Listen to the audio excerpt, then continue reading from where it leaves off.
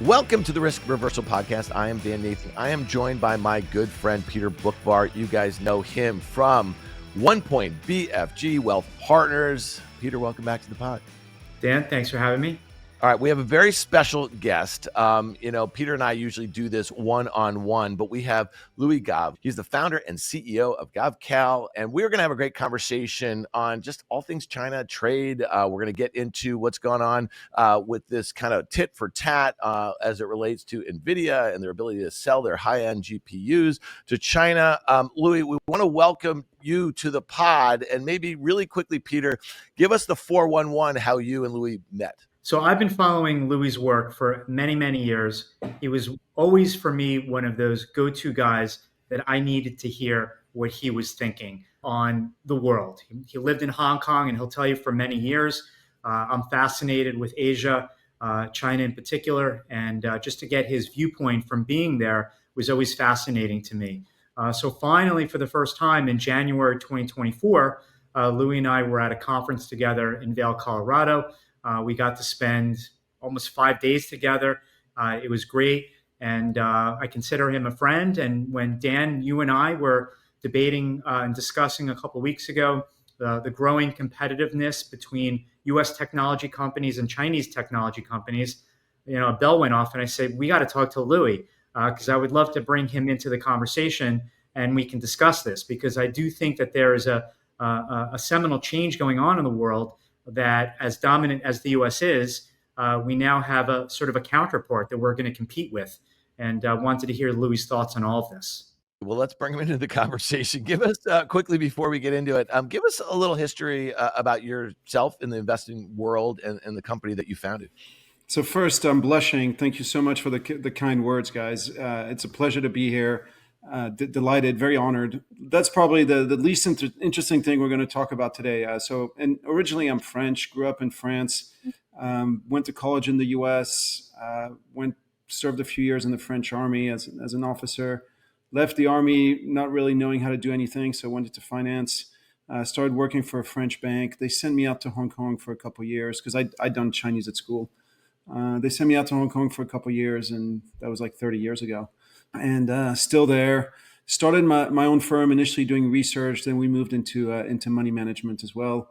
And that's probably enough about me.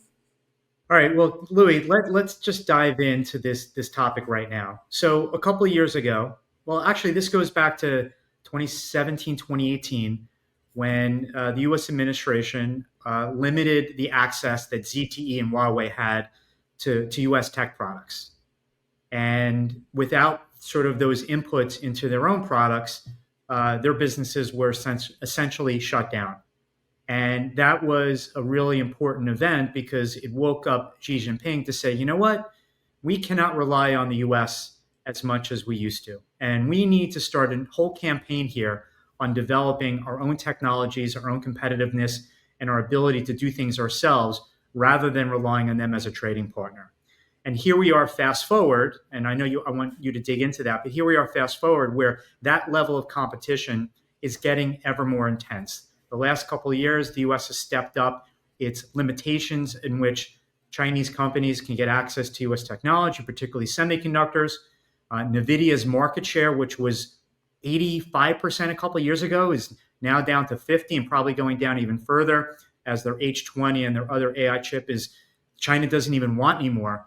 So when we look out over the next 5 to 10 years, is China the first major technological competitor that the U.S. is facing?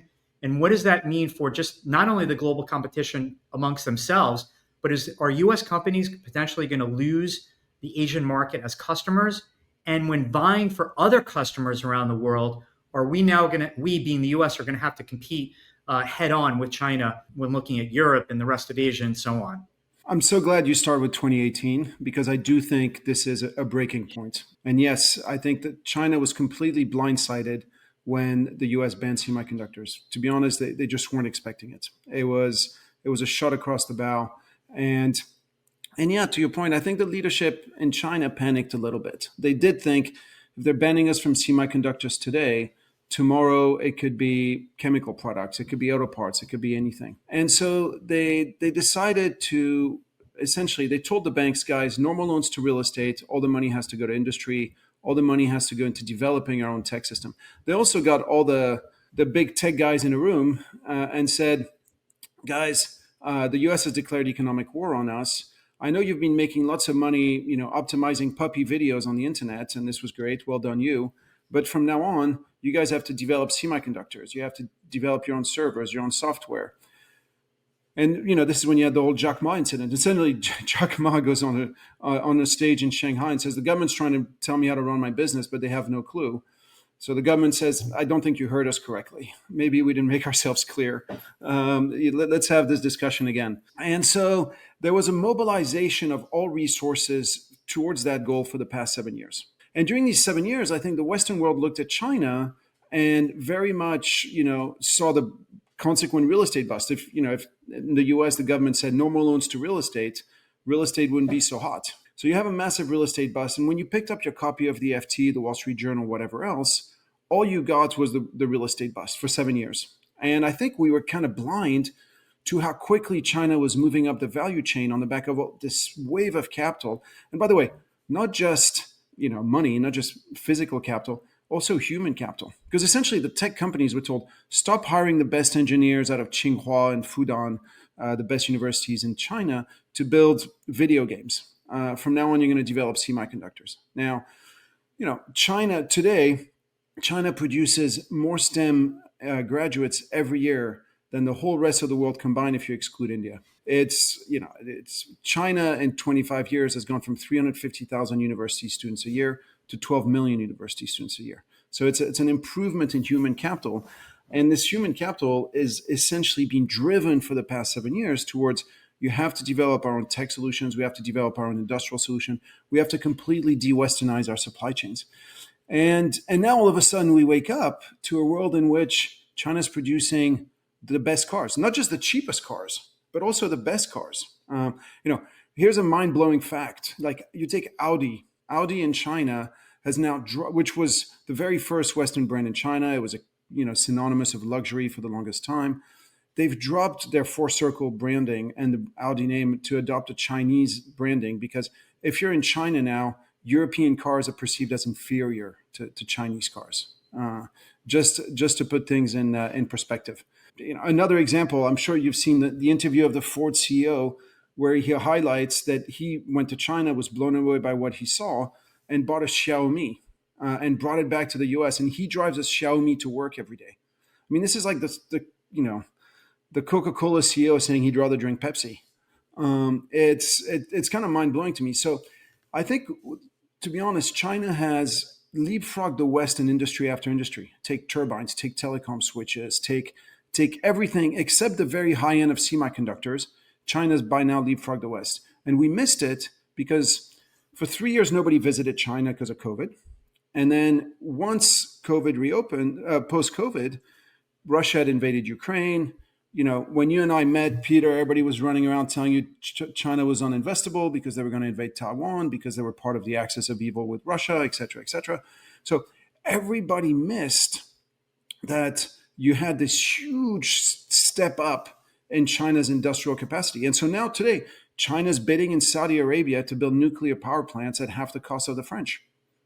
Being French, I look at this, I'm like, I always thought we'd own the nuclear space. I always thought that, we got lots of problems in France, but at least we got that. We don't even have that anymore. So it's, this for me, this one of the single most important macro development is how quickly China's moved up the value chain in terms of industry. And yes, it is knocking on the door of tech. And I'm sorry to be long-winded, but yesterday, the FT had an article saying, okay, Xi Jinping is now banning NVIDIA chips in China. I look at this and I think, okay, either that's hubris on the Chinese part. They think they're advanced enough that they actually don't need NVIDIA, option one. And there was some inclination of that with DeepSeek, right? It's like, oh, we can produce DeepSeek without the high-end NVIDIA chips. Or they think that, Chinese chips, the Huawei, the SMIC, et cetera, are like close enough that all they need is a little more impetus and they'll get there.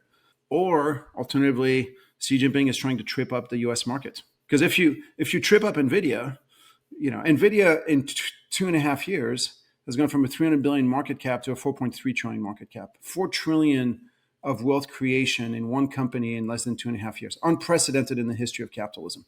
Well, Louis, let's talk about, and I think, the semis, which you just mentioned, they have in China the backing of the state, right? They always have their national interest in mind, right? And when we think about what's going on over here, to your point about NVIDIA, they were making chips for gaming, for crypto mining, right? There was some data center sort of business, but there was a lot of competition, yep.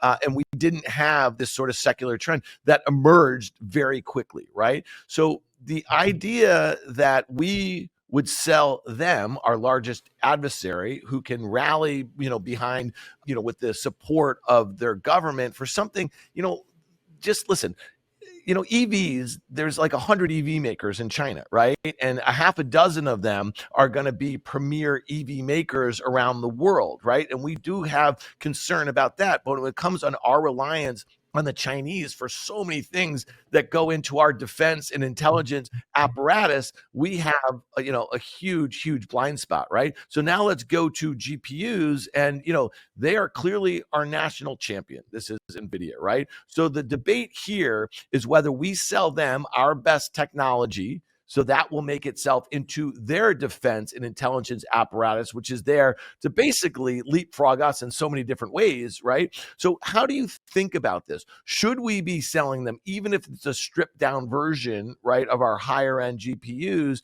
Because this is a battle that is really for supremacy on so many different levels for the next 50, 100 years, right? Is that fair to kind of categorize this that way? And that's really the debate. Should we be selling? Jensen Huang clearly has $4.3 trillion reasons why we should, but is it in our national interest to do so? And I get it. The idea is like, let's get them hooked on CUDA and, that sort of thing. But to your point about their ability to influence the rest of the world, there is going to be a digital Belt and Road, whether it's using Huawei chips or Xiaomi's backing or whatever the hell you want to kind of describe, or it's going to be on the backbone of our technology.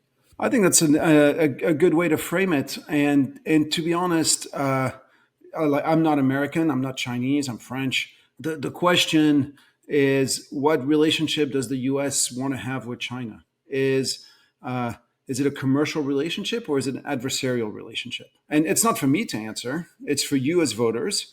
It's for U.S. policymakers to answer this.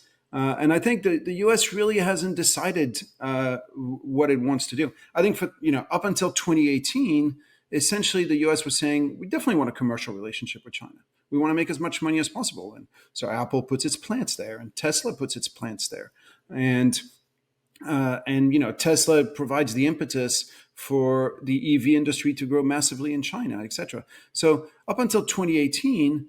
The relationship was very clear. This is a commercial relationship. Everybody's trying to make as much money as possible. This is capitalism. Everybody's happy. Everybody works in the same direction.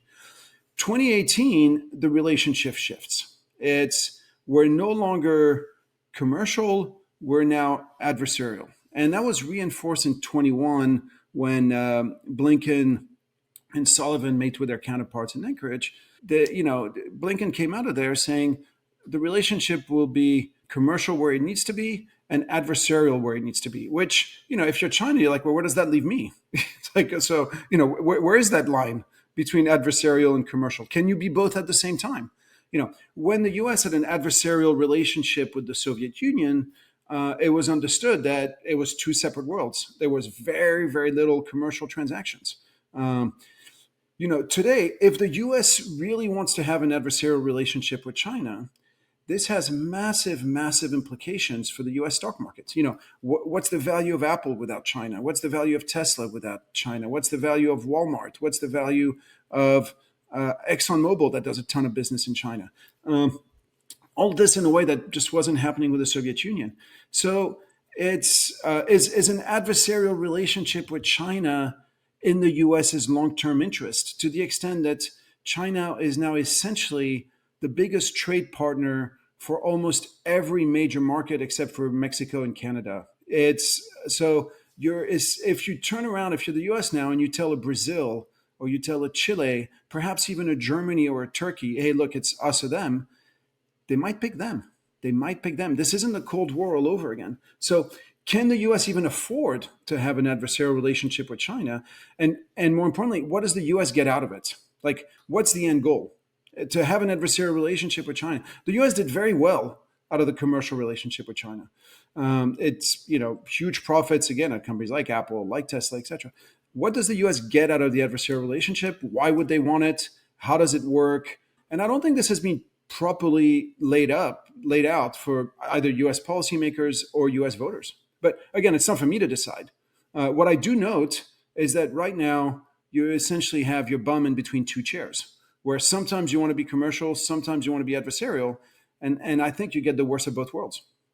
And the U.S. economy also benefited tremendously from an intermediate goods standpoint, raw material standpoint. I mean, the amount of companies in the U.S. that sourced product in China, not just because it was the lowest cost, but it was a combination of low cost and very good.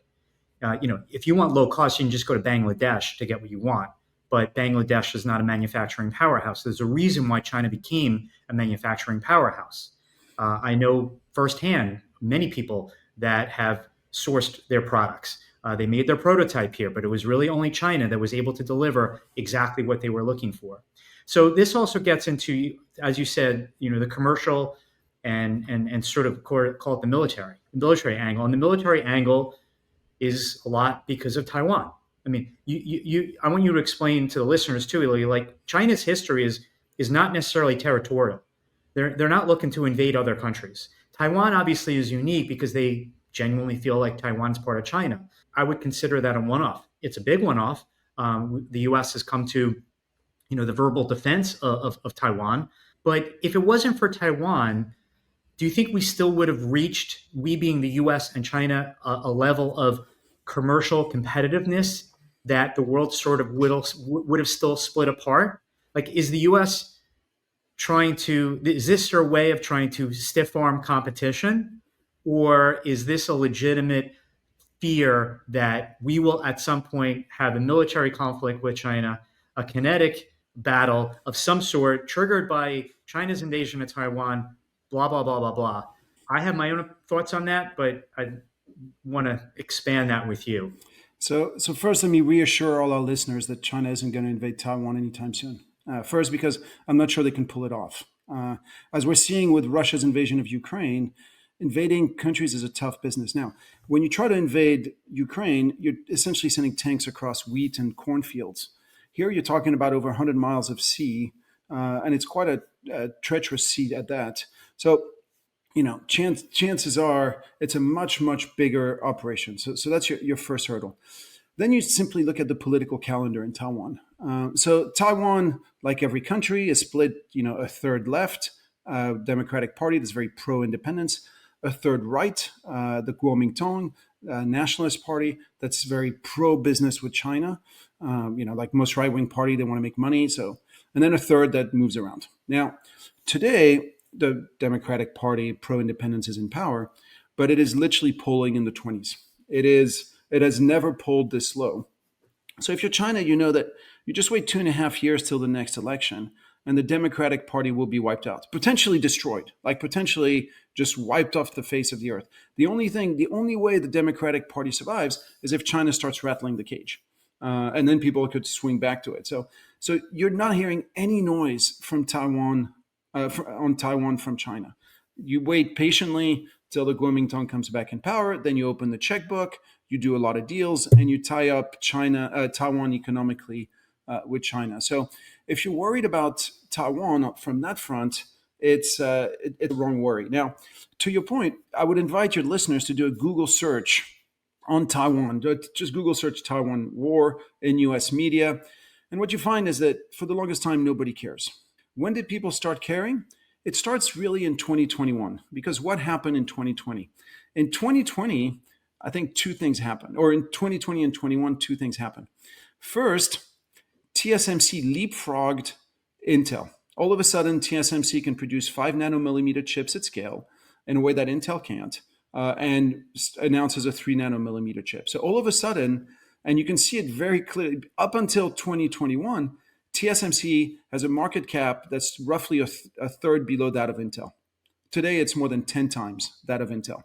So TSMC, and essentially starting in 21, it becomes clear that TSMC is now the leading semiconductor producer in the world. So, going back to what you started with, Peter, in 2018, the US government decides to essentially say, I'm going to pick a fight with China, and that fight, I'm going to fight it on the battlefield of semiconductors because I have the biggest comparative advantage in semiconductors. I can crack China there. And then lo and behold, 100 miles from China's shore, here comes the best semiconductor company out of nowhere. So now all of a sudden the US is like, oh, darn, the best semiconductor company is no longer Intel. It's no longer within my walls. It's over there. Now all of a sudden Taiwan is geostrategically very important in a way that it wasn't before. So that's number one. I think number two, that what happened, to be honest, and here this might sound a little more controversial, but again, look at the Google search terms and you see it clearly. US decides to leave Afghanistan, and the exit is a total shambles. Biden goes out to 60 Minutes to give an interview to sort of justify the shambles that it was.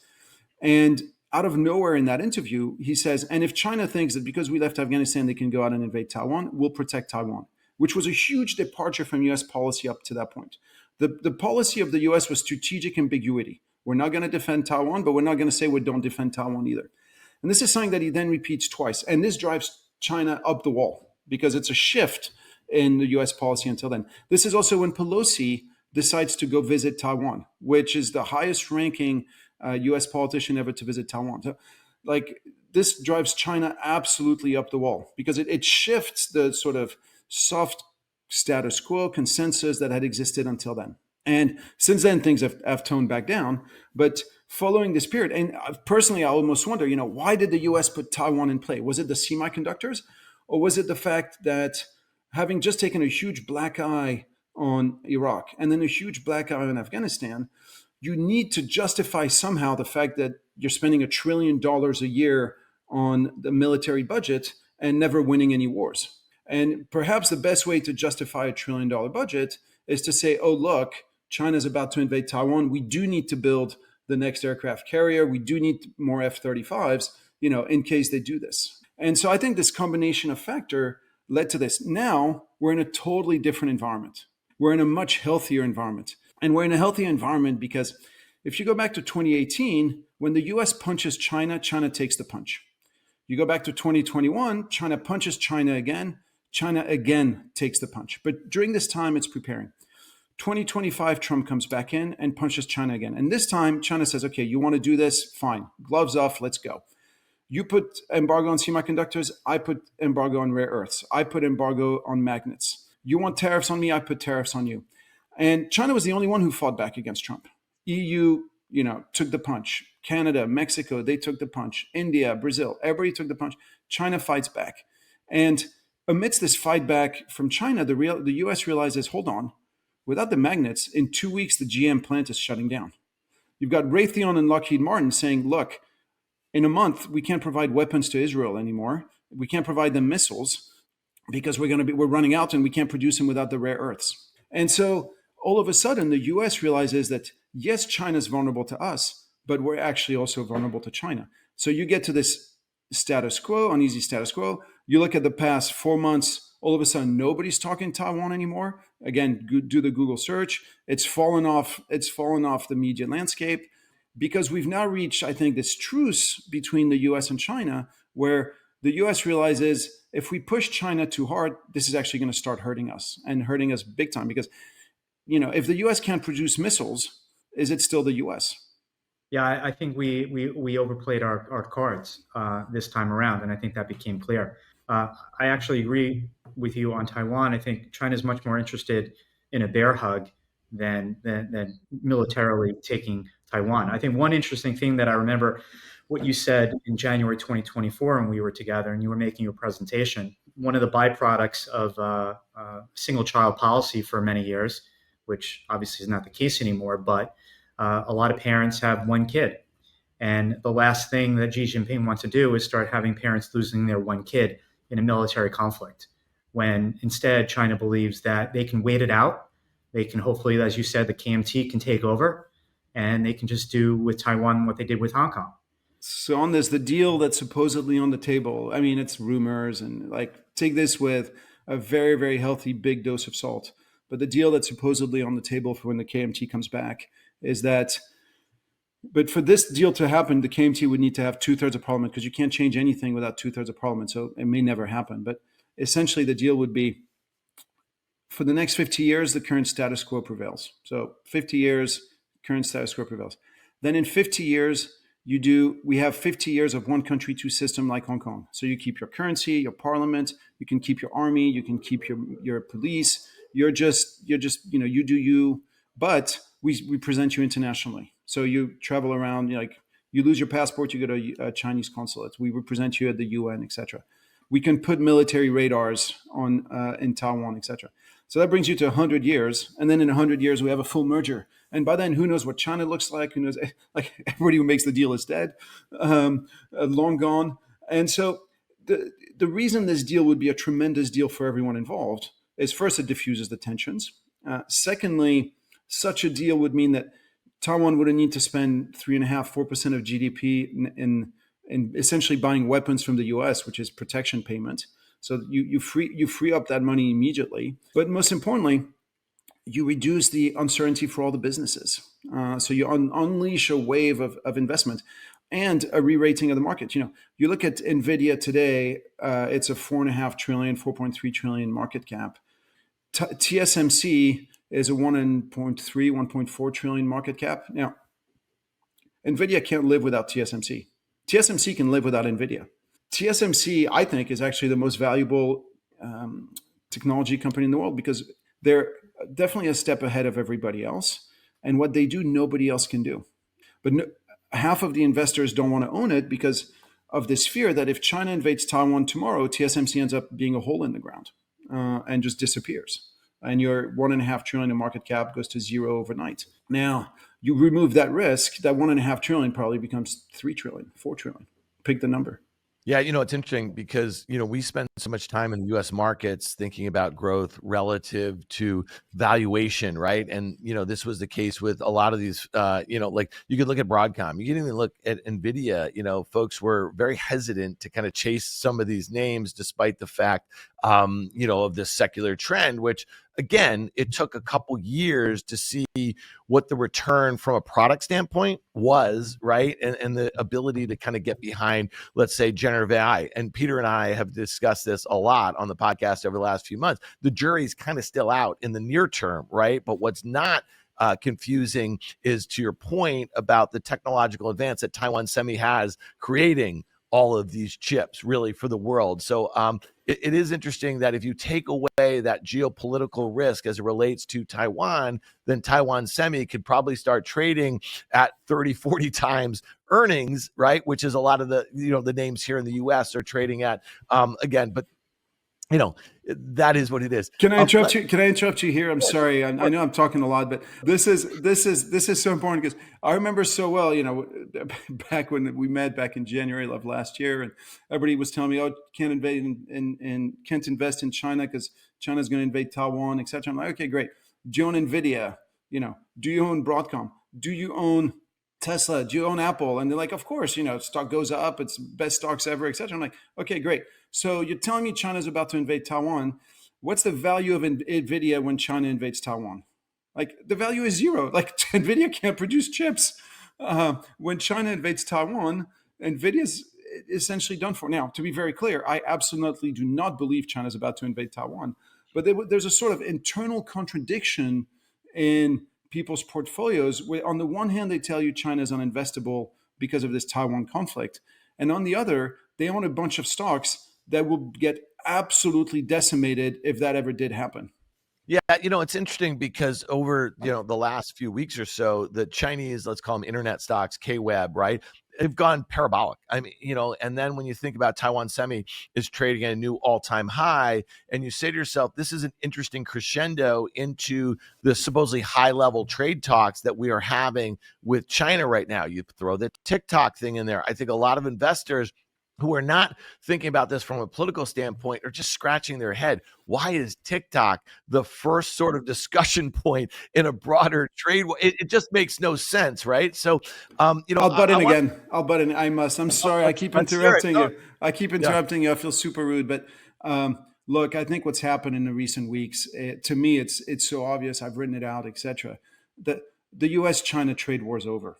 The U.S. has essentially said, okay, following the imposition of the rare earth thing, following the Geneva deal, they've backed down. Look at what's happened in the past few weeks. The past few weeks have been absolutely momentous. A month ago, you have the U.S. saying anybody who buys energy from Russia, we're going to punish. We're going to put in more tariffs. It's going to be terrible for them. So the U.S. sends out this message. 10 days later, you have Xi, Putin, and Modi who meet in Shanghai, and they're literally French kissing on stage, the three of them. They're like acting like they're the best buddies that have ever existed. Now, just that, by the way, is super important, because let's discuss for a second what's the big macro trend, the big mega trend of the future that will change the world. When I'm in the US, all people want to talk about is AI. Sure, it's exciting, etc. When I'm in Europe, all people want to talk about is how welfare states are about to collapse because fiscal spending is out of control, etc. And so you got to buy gold and you got to buy Bitcoin, and we're coming to the end of the welfare states, and that's perhaps a big macro trend. Sitting in Asia, if you take a step back, you think, okay, today we have Russia, the biggest producer of cheapest commodities in the world. You have China, the biggest provider of capital goods, the biggest provider of capital now to other emerging markets because they have the cheapest cost of capital in the world, and the biggest producer of consumer goods. And then you have India, which is the biggest provider of cheap labor. And now those three leaders are saying, we're going to put these three things together, mix it in a pot, and see what comes out as a stew. Cheapest commodities, cheapest capital goods, cheapest cost of capital, cheapest consumer goods, cheapest cost of labor. It's going to be a boom of epic proportion that comes out of this, a boom of absolutely epic proportion. Now, you take your 30 biggest market caps in the world. 24 out of the 30 are American companies. 2 out of the 30 are Chinese companies, Tencent and Alibaba. One of them is Korean, Samsung. One of them is Saudi Aramco. One of them is Japanese, Toyota. But essentially, so here are your 30. Now, how many of these 30s are going to participate in this boom? If the big macro trend of the next 10 years is the economic integration of China, India, and Russia, the answer is Alibaba is definitely a way to play it. Tencent is perhaps a way to play it. But in your top 30 market caps, there aren't a ton. So I think that the reason these stocks are ripping is that picture in Shanghai. And then I'll go one step further, really showing you that the U.S.-China tensions are over. So the U.S., again, threatens everybody with sanctions if they deal with Russia. For the past 15 years, Putin has been lobbying China to build the Power of Siberia 2 pipeline. And Xi chooses this very moment to announce to the world, you know what? The US just told me I shouldn't buy more energy from Russia. Here's what I'm going to do. I'm going to build a pipeline to buy 3 times as much. It's almost like he said, suck on that. Excuse my French. But it's like, talk about defying a direct US order. Now, you could say, again, it's hubris. You could say China's cruising for a bruising. Or it's just they feel pretty confident that things with the US are on an even keel, that the ability of the US to punish China is now limited. And so now all the gas that used to go to Europe is now going to go to China for a fraction of the price, priced in renminbi. And so now you know that for the next 30 years, China, a country that already produces twice as much electricity as the US, will now have the cheapest cost of energy in the world, which is a huge shift, and will pay for energy in its own currency. For the past 15 years, one of the big drivers of US growth was that the US had the cheapest cost of energy in the world, thanks to the shale revolution. This has just shifted. China is now the one that's going to have the cheapest cost of energy. So if you're a big believer in AI, if you think, forget this China, Russia, India economic integration, who cares, whatever, these guys are hicks. I don't care. If you think AI is where it's at, then the question becomes, do you think the constraint in AI is going to be access to computing power? Or do you think the constraint in AI is going to be access to cheap energy? Now, If you think constraint in AI is access to computing power, then you buy NVIDIA and you buy the US. If you think constraint in AI is going to be access to cheap energy, then what's happened in the past 3 weeks is that essentially China's already won that race. And I tend to believe that actually it is going to be constrained to cheap energy, and that getting access to cheap energy requires 10 years of investments, 15 years of investments, and China's now already ahead in that race because again they produce twice as much electricity as the U.S. and electricity in China is already much cheaper than the U.S. But they just took they essentially just got a call option to get even cheaper.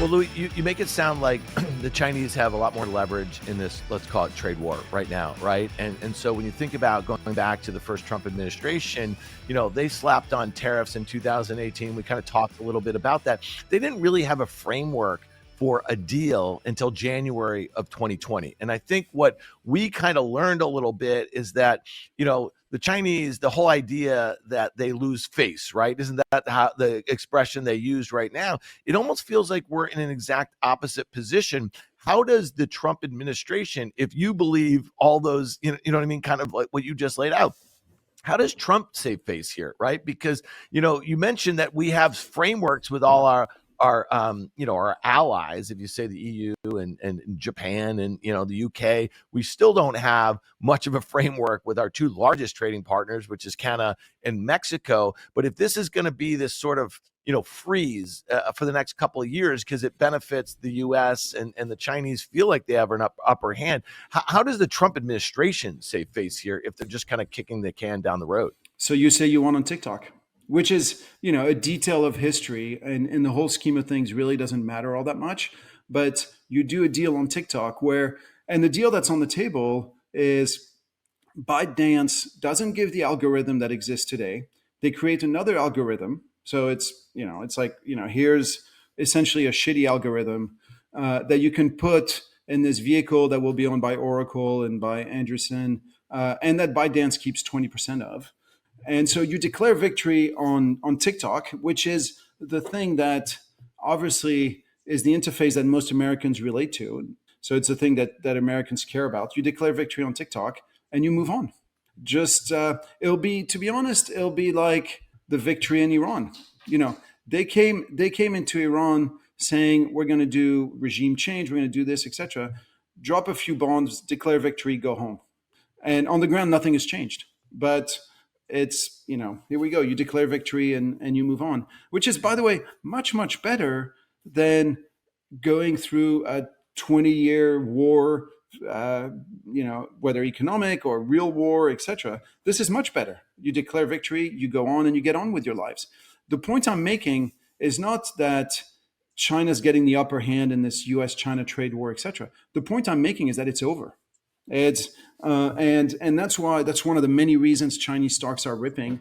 The war is over. All you need now is the ticker tape parade down Fifth Avenue or Madison Avenue. You're going to get it, and it's going to be called the TikTok deal. That will be your ticker tape parade, and then you move on. So Louis, to wrap up, even though we can talk for hours, to circle back on how we started this. As the three of us are investors and we look out at the investing landscape over the next 5, 10, even more years, has the U.S. met its match with a lot of certain sectors that we were once dominant in, and the game is changing? And when you think about that startup in Singapore who's bootstrapping it, has a certain amount of money that they've raised, and they want to subscribe to an AI model. They need some servers and high-powered chips to power them.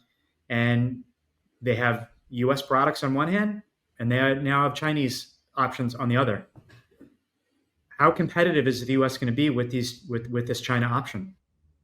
I think first, it's actually different offerings. And this is where it's actually quite funny, is that the U.S., which is, an open society, very based on freedom, based on everything.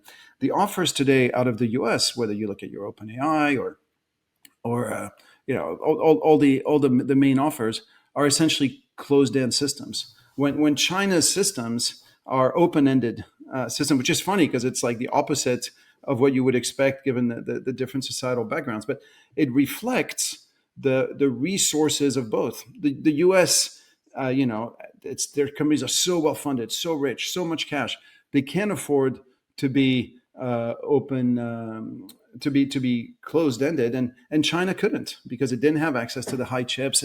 It had to open its system like DeepSeek's and let thousands of people offer solutions, etc. So the reality is, if you're a small company, you're probably going to go with whatever solution is cheaper, and China will most likely be offering the cheaper solutions. One of my go-to sayings is that when China enters a room, profits walk out. So China has entered the AI room. So if you think there's going to be tons of profits in AI, I think you're delusional. My 30 years of living in China have taught me that if you're competing with China, you've taken a wrong turn. Like, you need to take a deep look in the mirror and think about the choices you've made in your life. Because if you're competing with China, things are going to be very tough for you. So when it comes to AI, let's not kid ourselves. China is in the room. There will be no profits in that room.